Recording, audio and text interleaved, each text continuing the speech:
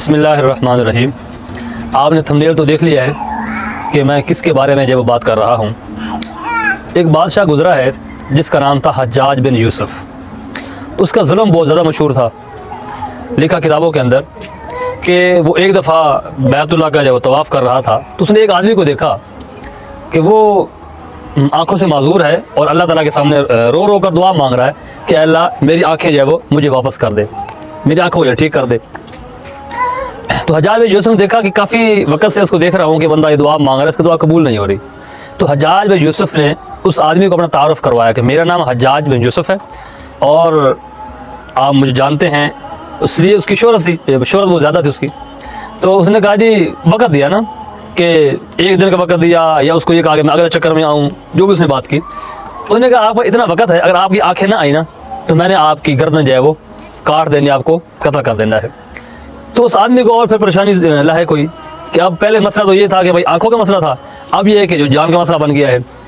تو اس کے بعد پھر اس نے اللہ تعالیٰ کے سامنے دعا مانگی، جس کیفیت کے ساتھ اس نے دعا مانگی وہ ہر بندہ جس پر اللہ معاف کرے ایسی کوئی آفت آئی ہو، کوئی تکلیف آئی ہو، وہ اس کو محسوس کر سکتا ہے۔ تو اس آدمی نے پھر ایسی دل جمی کے ساتھ دعا مانگی اللہ تعالیٰ سے۔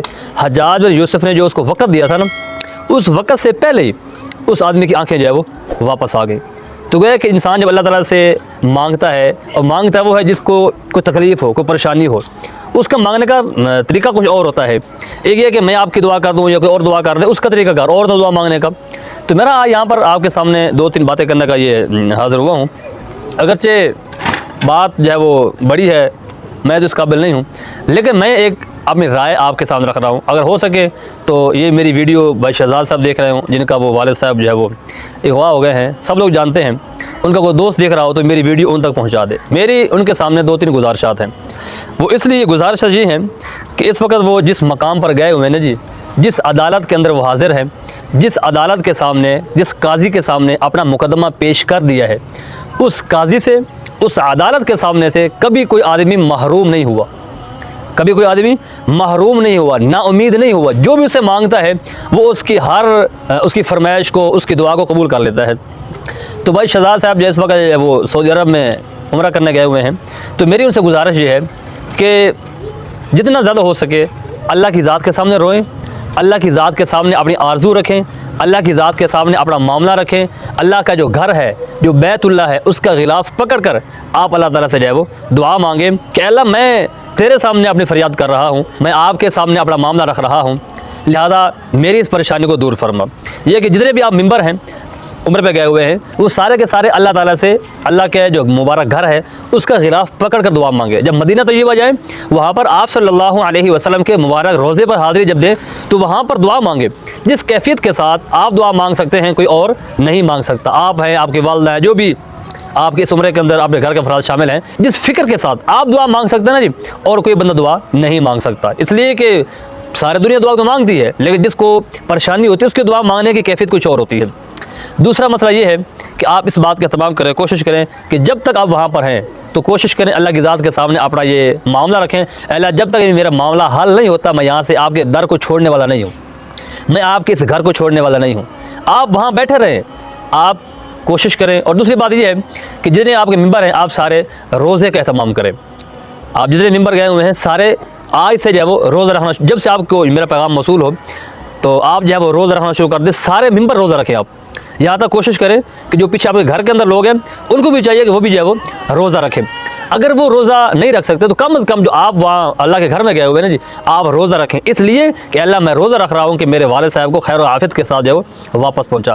باقی معاملہ یہ رہ گیا کہ اس سے بڑی عدالت کوئی نہیں ہے جس کے سامنے آپ نے اپنا مقدمہ جو ہے وہ پیش کر دیا ہے۔ یہ بھی آپ کے لیے ایک سعادت کی بات ہے، اللہ معاف کرے یہ ایسا معاملہ کسی کے ساتھ پیش نہ ہے، یہ تکلیف یا آپ کو جو مسئلہ درپیش ہے، آپ اللہ کے گھر کے اندر موجود ہیں۔ وہ اللہ کا گھر جس کے تمام انسانوں کے دل اس کے قبضہ کے اندر ہے، اس کے اختیار کے اندر ہے، اس کی قدرت کے اندر ہے۔ وہ جب چاہے جس کا دل نرم کر دے، جب چاہے آپ کے لیے آسانی کر دے، آپ کے والد صاحب جو خیر و عافیت کے ساتھ جائے وہ گھر واپس آ جائے۔ باقی دوسرا معاملہ ہے کہ آپ کو کہتا ہے کہ آپ واپس آ جائے، واپس آ کے آپ کیا کریں گے؟ پھر بھی آپ جو وہ پولیس والے ہیں یا ہمارے جو ادارے ہیں ان کے رحم و کرم پر ہوں گے. انہوں نے کرنا جو کچھ کرنا, آپ جو ہے وہ سوائے کسی کو فون کرنے کے یا کسی سے بات کرنے کے وہ کچھ نہیں کر سکتے. لیکن سب سے بڑی عدالت وہ ہے کہ جس جگہ پر آج آپ موجود ہیں وہاں پر اللہ کی ذات کے سامنے روئیں, اللہ کی ذات کے سامنے معافی مانگیں اور اللہ کی ذات سے اپنا مطالبہ رکھیں کہ اللہ میری آپ سے گزارش ہے, میری آپ سے عرض ہے کہ میرے والد صاحب کو خیر و عافیت کے ساتھ جو ہے وہ واپس پہنچا.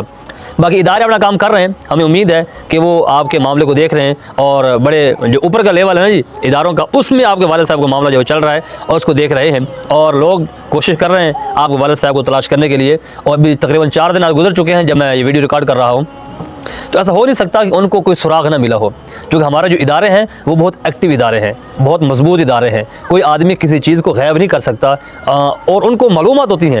اگر یہ الگ بات ہے آپ کو معلومات ہو سکتا ہے وہ کسی وجہ سے نہ بتا رہے ہوں, ٹھیک ہے, کہ چونکہ سوشل میڈیا کا دور ہے, کوئی نہ آدمی سوشل میڈیا پہ بات اپلوڈ کر دے گا تو پلان جو خراب ہو جاتا ہے پھر. تو مجھے امید ہے کہ وہ کسی نہ کسی حد تک کسی سراغ تک وہ پہنچ چکے ہوں گے. اور باقی انشاءاللہ کرنا اللہ کی ذات نے ہے میرا بھائی.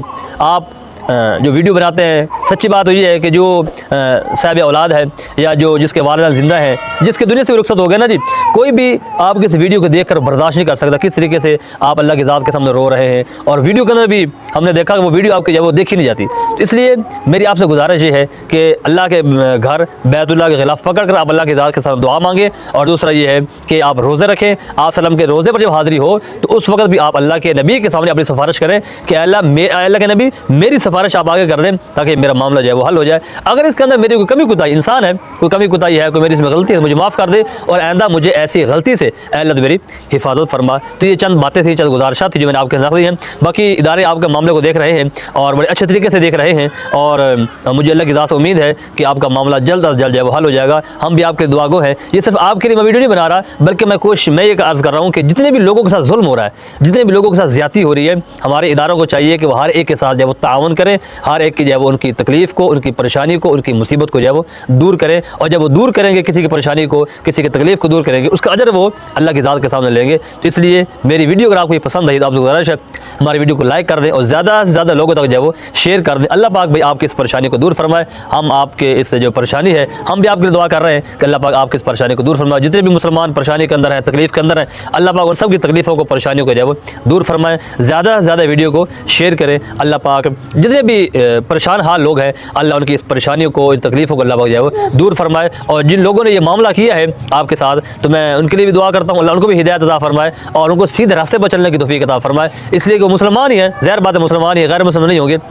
اس لیے آپ صلی اللہ علیہ وسلم کے جو چچا تھے نا ان کو جب شہید کیا گیا حضرت حمزہ رضی اللہ تعالیٰ عنہ کو, جب وحشی انہوں نے شہید کیا, جب وہ اللہ کے نبی کے سامنے آیا نا جی تو اللہ کے نبی نے ان کو برداشت کر لیا, قبول کر لیا اور وہ مسلمان ہو گئے. اور اتنا کہا کہ چچا حضرت وحشی سے کہا کہ آپ جب آتے نا تو آپ میرے سامنے نہ بیٹھا کریں بلکہ میرے پیٹھ کے پیچھے بیٹھ جایا کریں. کیوں؟ اس لیے کہ آپ کو دیکھ کر میرا چچا جو ہے وہ یاد آ جاتا ہے. اللہ کے نبی کو جو مکہ سے لوگوں نے ہجرت کرنے پر مجبور کر دیا, لوگوں نے پتھر مارے, کتنا لوگوں نے ظلم کیا, لیکن جب مکہ فتح ہوا اللہ کے نبی نے سب کو جو ہے وہ معاف کر دیا. اللہ کے نبی کا بہت بڑا دل تھا, وہ سب کو معاف کرتے تھے. تو ہم بھی کوشش کریں اپنے معاملات کے اندر, یہ معاملہ اللہ کی ذات کے ساتھ ہے, ہم معاف کر دیں گے نا جی اللہ ان کے دل کو نرم کر دے گا. جب اللہ ان کے دل کو نرم کر دے گا تو اللہ پاک اس کا صلہ ہمیں بھی دے گا, اللہ اس کا صلہ آپ کو بھی دے گا. اللہ پاک عمل کرنے کی توفیق عطا فرمائے.